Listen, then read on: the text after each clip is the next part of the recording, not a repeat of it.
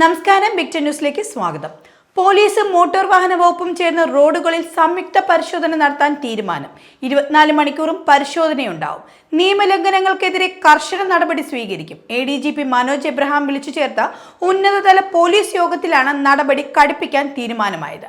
നാളെ ഗതാഗത മന്ത്രി KB ഗണേഷ് കുമാറിന്റെ നേതൃത്വത്തിൽ നടക്കുന്ന ഉന്നതതല യോഗത്തിൽ തീരുമാനങ്ങൾ അറിയിക്കും.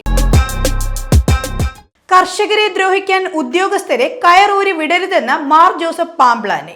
സംസ്ഥാന സർക്കാരിന്റെ വനനിയമ ഭേദഗതി കരട് വിജ്ഞാപനത്തിനെതിരെ പ്രതികരിക്കുകയായിരുന്നു അദ്ദേഹം. ഭരണഘടനാ വിരുദ്ധമായ നിയമം അടിയന്തരമായി പിൻവലിക്കണമെന്നും അദ്ദേഹം വ്യക്തമാക്കി.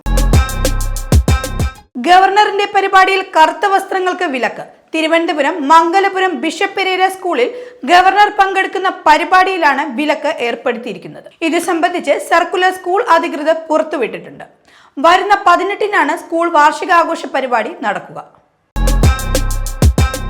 CPM സമ്മേളനത്തിന് സ്റ്റേജ് കെട്ടിയത് റോഡ് കുത്തിപ്പൊളിച്ചാണോ എന്ന് ഹൈക്കോടതി.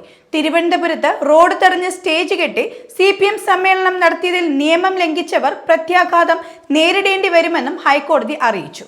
സെക്രട്ടേറിയറ്റിന് മുന്നിലാണ് ഇവർ സ്റ്റേജ് കെട്ടിയത്. റോഡ് കുത്തിപ്പൊളിച്ചിട്ടുണ്ടെങ്കിൽ അതിന് വേറെ കേസ് എടുക്കുമെന്നും ഹൈക്കോടതി ഡിവിഷണൽ ബെഞ്ച് അറിയിച്ചു.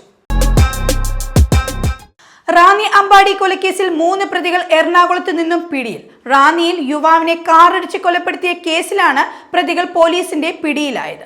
അരവിന്ദ്, ശ്രീകുട്ടൻ, അജോ എന്നിവരാണ് ഇപ്പോൾ പോലീസിന്റെ കസ്റ്റഡിയിലുള്ളത്. ബിവറേജസിന് മുന്നിലുണ്ടായ തർക്കത്തിനൊടുവിലാണ് ചേതോങ്കര സ്വദേശി അമ്പാടിയെ ഗുണ്ടാസംഘം കൊലപ്പെടുത്തുന്നത്. ആദിവാസി യുവാവിനെ റോഡിലൂടെ വലിച്ചിഴച്ച കാർ കണ്ടെത്തി. പ്രതികളെ തിരിച്ചറിഞ്ഞിട്ടുണ്ടെന്നും പോലീസ് വ്യക്തമാക്കി. കമ്പളക്കാട് സ്വദേശി ഹർഷിതും സുഹൃത്തുക്കളുമാണ് കാറിലുണ്ടായിരുന്നതെന്നാണ് പോലീസ് വാദം. 2 സംഘങ്ങൾ തമ്മിലുണ്ടായ തർക്കത്തിൽ ഇയാൾ ഇടപെട്ടതിനെ തുടർന്നാണ് റോഡിലൂടെ വലിച്ചിഴക്കുന്നത്. മാടായി കോളേജിൽ പാർട്ടിയുമായി ബന്ധമുള്ള ആർക്കും നിയമനം ലഭിച്ചിട്ടില്ലെന്ന് CPM area secretary V. Vinod. മാടായിലേത് കോൺഗ്രസിനുള്ളിലെ സംഘടനാ വിഷയമാണ്. കോൺഗ്രസിൽ നിയമനം ലഭിച്ചത് ആർക്കാണെന്ന് അറിയില്ലെന്നും V. വിനോദ് വ്യക്തമാക്കി. തബല മാന്ത്രികൻ ഉസ്താദ് വിടവാങ്ങി. ഹൃദയ സംബന്ധമായ അസുഖങ്ങളെ തുടർന്ന് ചികിത്സയിലായിരുന്നു അദ്ദേഹം. 73 വയസ്സായിരുന്നു. ഫ്രാൻസിസ് ആശുപത്രിയിൽ ചികിത്സയിൽ ഇരിക്കുകയാണ് അന്ത്യം സംഭവിക്കുന്നത്.